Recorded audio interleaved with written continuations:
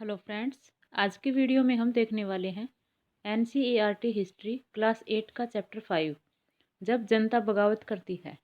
पहला क्वेश्चन है, कंपनी द्वारा मुगल बादशाह और उसके प्रभाव को समाप्त करने संबंधी उठाए गए कदमों के संदर्भ में निम्नलिखित कथनों पर विचार कीजिए।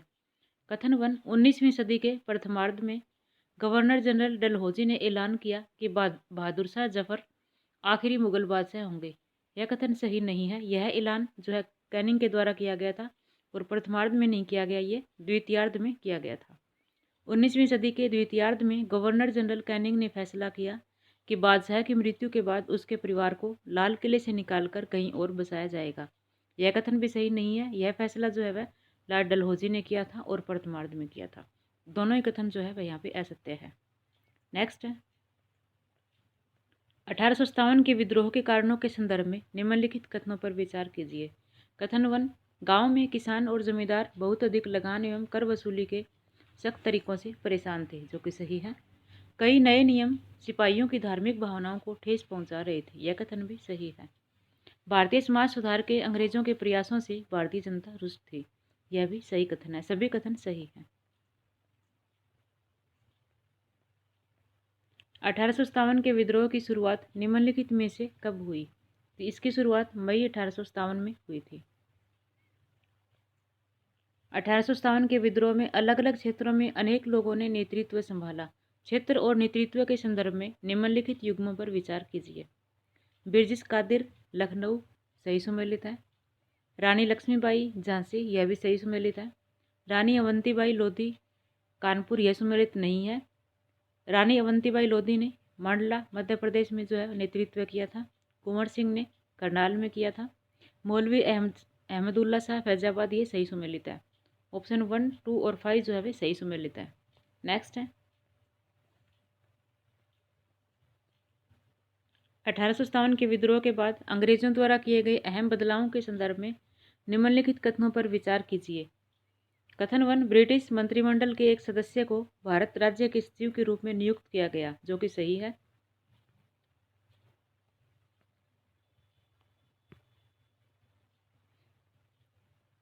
ऑप्शन 1 सही कथन है।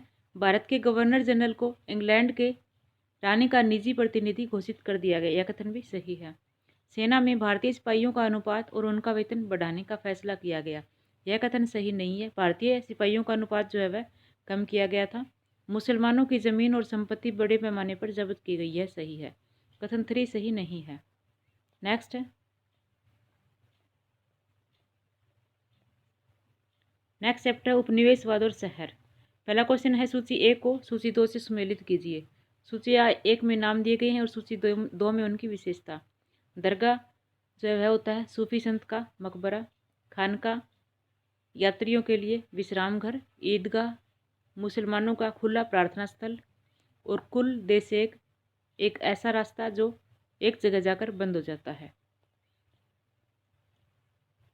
निम्नलिखित युग्मों पर विचार कीजिए। अमीर कुलीन वर्ग का व्यक्ति, सही सुमेलित है। गुल्फ रोशान फूलों का त्योहार। पुनर्जागरण कला और ज्ञान का पुनर्जन्म। निम्न में से कौन से सही सुमेलित है? तो सभी जो है वह सही सुमेलित है। निम्नलिखित कथनों पर विचार कीजिए। औपनिवेशिक शासन में भारत के शहरों का विशहरीकरण हुआ, जो कि सही है। दिल्ली कॉलेज की स्थापना हुई, जिसकी शुरुआत 18वीं सदी में मदरसे के रूप में हुई थी। यह भी सही कथन है। अंग्रेजों ने मराठों को हराकर दिल्ली पर नियंत्रण हासिल किया था। यह भी सही है। तीनों ही कथन यहाँ सही है।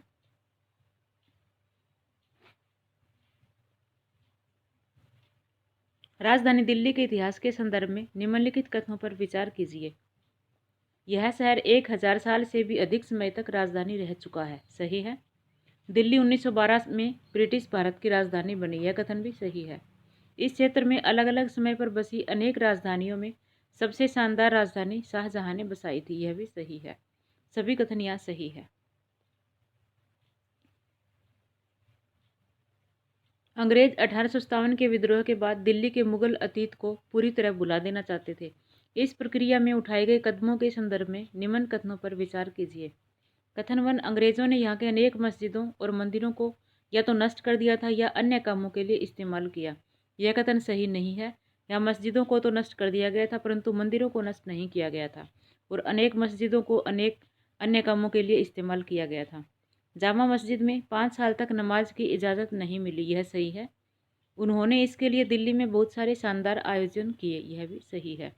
ऑप्शन 1 सही नहीं है, ऑप्शन 2 और 3 सही है। अंग्रेजों द्वारा कलकत्ता की बजाय दिल्ली को राजधानी बनाने का निर्णय निम्नलिखित में से कब लिया गया? दिल्ली को राजधानी बनाने का निर्णय जॉर्ज पंचम को इंग्लैंड का राजा बनाने के समारोह में लिया गया था। अंग्रेजों की नई राजधानी के तौर पर दिल्ली के संदर्भ में निम्न कथनों पर विचार कीजिए। एडवर्ड लुटियंस और हर्बर्ट बेकर नाम के 2 वास्तुकारों को नई दिल्ली और उसकी इमारतों का डिजाइन तैयार करने का जिम्मा सौंपा गया, जो कि सही है। वास्तुकारों द्वारा डिजाइन की गई दिल्ली में क्लासिक यूनान की झलक मिलती है, यह भी सही है। दोनों ही कथन यहाँ सही हैं। कथन ए, 18वीं सदी के आखिर में जब बम्बई, कलकत्ता और मद्रास का महत्व प्रेसिडेंसी शहरों के रूप में तेजी से बढ़ रहा था, तब खास चीज़ों के उत्पादन वाले बहुत सारे शहर पिछड़ने लगे थे, जो कि सही है, क्योंकि वहाँ जो चीज़ें बनती थी उनकी मांग घट गई थी, यह भी सही है। दोनों ही कथन यहाँ सही है और आर जो है वह ए का सही स्पष्टीकरण है। विभाजन के समय दिल्ली में आए बदलावों के संदर्भ में निम्नलिखित कथनों पर विचार कीजिए। कथन 1, विभाजन के समय दिल्ली के 2/3 मुसलमान पलायन कर गए थे, जो कि सही कथन है। दिल्ली से पाकिस्तान जाने वाले मुसलमानों की जगह पाकिस्तान से आए सिख और हिंदू शरणार्थियों ने ले ली थी, यह भी सही है। दिल्ली की आबादी घट गई थी, यह कथन सही नहीं है। दिल्ली की आबादी बढ़ गई थी। लाजपत नगर और तिलक नगर जैसी बस्तियां उसी समय बसी थी, यह भी सही है। ऑप्शन 3 यहाँ सही नहीं है।